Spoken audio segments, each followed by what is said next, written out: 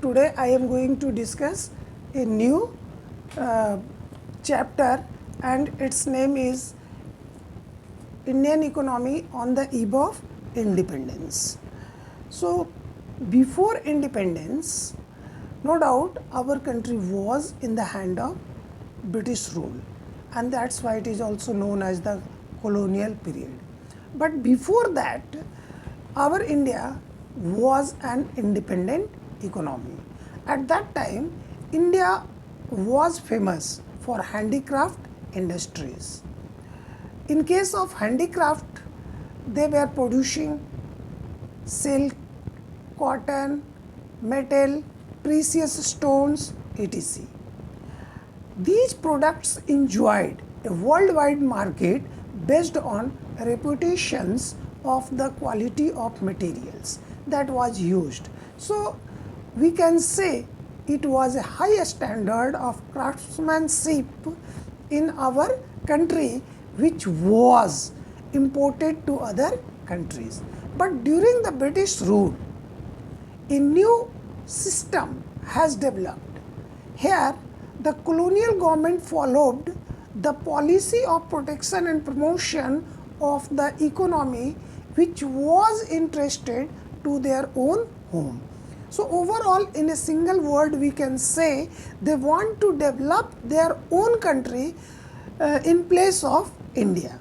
So, they have started to export the raw material from India to their own country for fulfillment of industrial demands, because industrial development had already started in Great Britain. So, on that basis, here we will discuss what was the situation of our country at the time of independence. So, first of all, I want to categorize Indian economy in different parts. So, Indian economy, in this chapter we will discuss agriculture, industry, foreign trade, demographic transactions, occupational structure and infrastructure. So, in this slide, just I am going to discuss related to agricultural sector. So, what was the condition of agricultural sector on the eve of independence? So, if we will go through the features of Indian agriculture at that time, we will be able to understand what was the condition of agricultural sectors at the time of independence. So, following features I have mentioned. So, first feature is low productivity. Is it clear? So, here that is a slight mistake, that is the low productive here that is written, but the actual answer should be low productivity. So, level of productivity of Indian agriculture was very low. So, why it was low? Because at that time there was no technology, no irrigational facilities, negligible use of fertilizer was done by the farmers, and due to that the productivity declined. Second, loss due to huge cost involved. So, here the system was divided in two parts. One was the owner of the soil and other was the tiller of the soil. So, owner of the soil only enjoyed the output, but they didn't care about the cost involved during the production process. So, all the burden of the cost went in the shoulder of tiller of the soil. As a result, they were unable to maintain the cost, because tiller of the soil only got the mere share of their own production. Third point is the lack of means of irrigation. So, at that time there was no better irrigational facilities all the farmers were dependent on rainfall. So it has created the problem of high degree of vulnerability, because monsoon led to fluctuations in agriculture output. Sometimes the farmers face the problem of droughts, sometimes they face the problem of floods, because monsoon never comes at actual time. Next point is the subdivision of land holdings. So here subdivision of land holdings means the area of production was very vast, but it was divided into a small parts. This situation occurred due to partition of India and Pakistan. A huge land, fertile land went to Pakistan, and most of the jute industries which was located in West Bengal, that was present. So subdivision of land made the task of management and supervision of different plots, it was very difficult. Hence, efficiency and economy in agriculture could not be achieved in a proper way. Next is the scarcity of investment. Most of the people were poor, and they were unable to manage the surplus amount, and they were facing the problem of capital. So lack of capital, they were unable to invest for better productions. High degree of vulnerability. Why we say high degree of vulnerability? Because most of the farmers were dependent on monsoon. They had no better facilities for irrigate their own lands. Is it clear? So this is the basic features of Indian agriculture. Now another question comes from the same chapters, from the same topic. Due to poor features, it has created the problem of backward and a stagnant economy at the time of independence. So in a simple word, we can say, what was the causes of backwardness and stagnation of Indian agriculture during the British rule? So first, that was the land revenue system under the British rules. So it was the main reason. Due to that, our economy became backward. So land settlement introduced by the colonial government. In this system, Zamindari system was implemented by the government, and all the Zamindars were not interested to invest their capitals. The whole burden went in the hand of tillers. Only the Zamindars enjoyed the output, and most of the lands were in the hand of Zamindars. So revenue settlement caused the problem of an attitude. Next we can say Zamindars were lose their rights.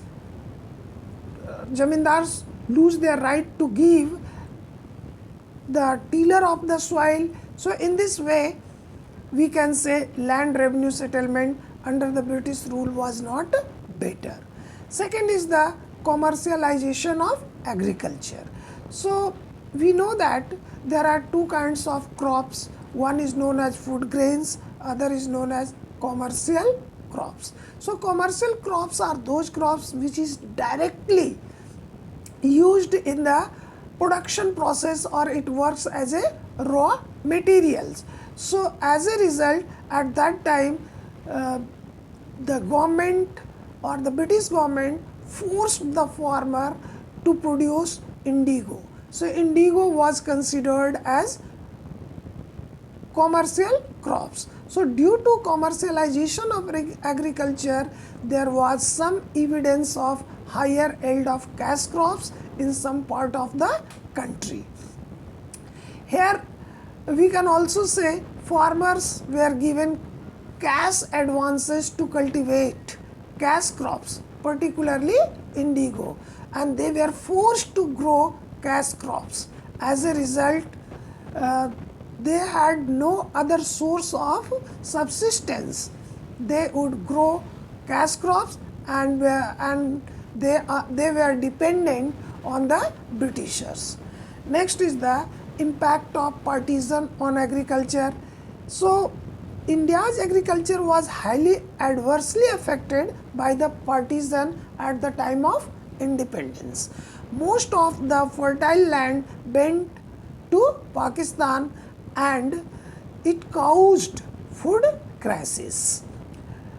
Even we can say jute production was also created the problem of the loss of raw materials. As a result, the persons, not the workers who were engaged in the jute industries, they returned back towards the agriculture because they were facing the problem of raw materials. Next, low investment in agriculture. So some farmers changed their cropping pattern from food crops to commercial crops. As a result, a large number of tenants, small farmers and the others were unable to implement new technology. So lack of cash, lack of capital, they were unable to invest further development of the agriculture. Low level of productivity, we have already discussed. In our country, the agriculture was in the intensive mode, in intensive forms, but lack of fertilizers, irrigational facilities and the other kinds of technology, the total production in our economy was very low, and that's why we say it is the low level of activity. Now, in this way we can say that our agriculture was totally backward and it was a stagnant position. Now come to the second topic, that is the industrial sector on the eve of independence. So industrial sector was not well developed in our country, only the handicrafts was well developed, but some rules and regulations were formulated by the Britishers. Due to that, the handicrafts industries also started to decline, and as a result the artisans who implemented themselves in handicrafts, they became unemployed. So we can say, due to a state of industrial sector on the eve of independence is totally based on the two important factors. First, decay of indigenous handicraft industries. And why our handicraft industry starts to decline? There are some points here. First, introduction of discriminatory tariff policy. So discriminatory means bias nature, tariff policy means related to tax policies. So this tariff policy was harmful for Indian artisan. How it was harmful, just I want to discuss. So free import of Britain made goods were introduced in our country. Indian aircrafts were discouraged by the imposing heavy duty on their exports. So our international market, or we can say the demand of our handicrafts in international market starts to decline due to high cost of production. Second is the low priced machine made goods. From India, we were exporting raw materials and the machine were producing final goods. So, machine made goods from Britain were low priced, which gave competition to Indian handicrafts, which were comparatively costlier because they were using labor intensive method for production. As a result, competition from the Britain made goods declined the demand of our own handicrafts. Next is the change in taste and preferences. That is the most important factors which may helps to create the demand. The people who were living in India, they started to use the British products, which led to increase in demand of British products in Indian market. As a result, the demand for Indian goods, which were mostly based on Indian handicrafts, starts to decline. So we can say change in taste and preferences also created the problem for Indian handicrafts. Next is the fall in encouragement of Indian handicrafts. When the kings, the Badshah were present in our country, they supported the Indian handicrafts. Due to that, it was developing at a faster rate. But as soon as the colonial period was started by the Britishers, the industrial revolution started in Great Britain and they were not interested to encourage the Indian handicrafts. As a result, our handicraft industry starts to decline. Next, that is the main point, slow growth of modern industry. So in this case, we can say that in our country, cotton textile mills mainly dominated by Indians and were located in the western parts of the country, namely Mumbai, or we can say namely Gujarat and Maharashtra. Jute mills were dominated by the foreigners in east side, that was the West Bengal.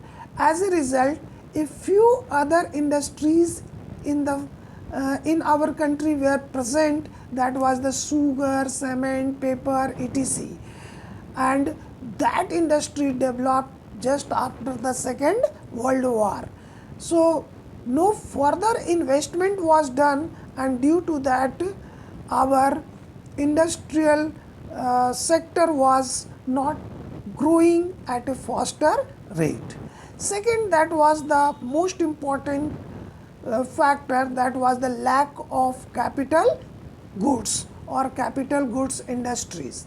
So as we know that capital goods industries helps to produce more and more, but at that time there was no any industry which was capable to produce modern machines, industrial plants, equipments, etc. So capital good industries are those industries which could produce machine tools, produce goods for further consumption. So lack of capital goods industries, industrialization couldn't take place in our country in a proper way.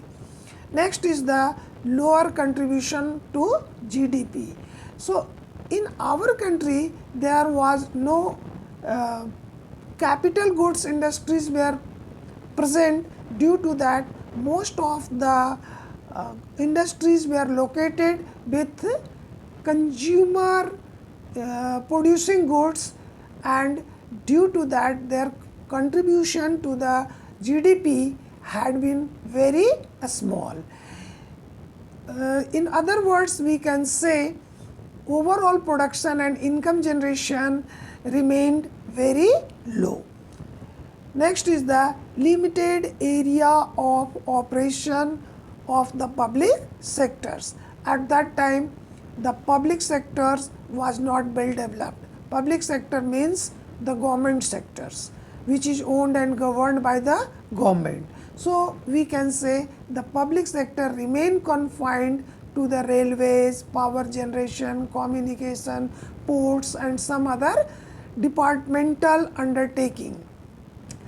So participation of government didn't extend to develop of those industries which were strategic for its growth, like capital goods, electronic goods, machines, equipments, etc. So in this way we can say our industrial sector was also not well developed. Okay. Now come to the third topic, that is the foreign trade on the eve of independence. So trade means import and export of final goods or raw materials. So at that time in our country there was no surplus production from the agriculture, there was no well developed industries were present. As a result, we can say the foreign trade on the eve of independence was not well developed. However, some points will indicate the situation of foreign trade during the British rule. So first, exporter of primary products and importers of finished goods. We have already discussed that our country was producing primary products such as raw silk, cotton, wool, sugar, indigo, jutes, etc. So India remained an importer of consumer goods such as cotton, silk, woolen clothes and capital goods, which was produced in Great Britain. So India was the exporter of raw material and the importer of finished consumer goods. As a result, we can say the composition of export and imports of Indian economy made it backward and stagnant. Next is the monopoly control of British rule. So monopoly means over all kinds of rights was in the hand of Great Britain. As a result, more than half of the India's foreign trade was restricted by the Britishers. They were not allowed to export their products in other countries like China, Sri Lanka, Iran, etc. So it has also compelled the British, it has also compelled the Indian traders for trading in a limited areas. Next is, we can say, drain of Indian wealth during the British rule. So drain of Indian wealth means raw materials were exported to other countries. So all the wealth was exported to the other countries. Second thing, the total expenditure which was done by the Great Britain, it is also extracted from the Indian economy. So most of the wealth were utilized by the Great Britain. Next is the surplus trade, but only to benefit of Britishers. So in this case we can say surplus was used to make payment for the expenditure which was incurred by an offices set by the colonial government in the Britain, and also they used this wealth to fight war which was fought by the British government. So in this way we can say invisible items such as shipping, communications, etc. were imported, and export surplus was used to pay for the import of invisible items. Is it clear? So it also compelled the Indian economy to be a backward economy. Thank you, my dear students. I hope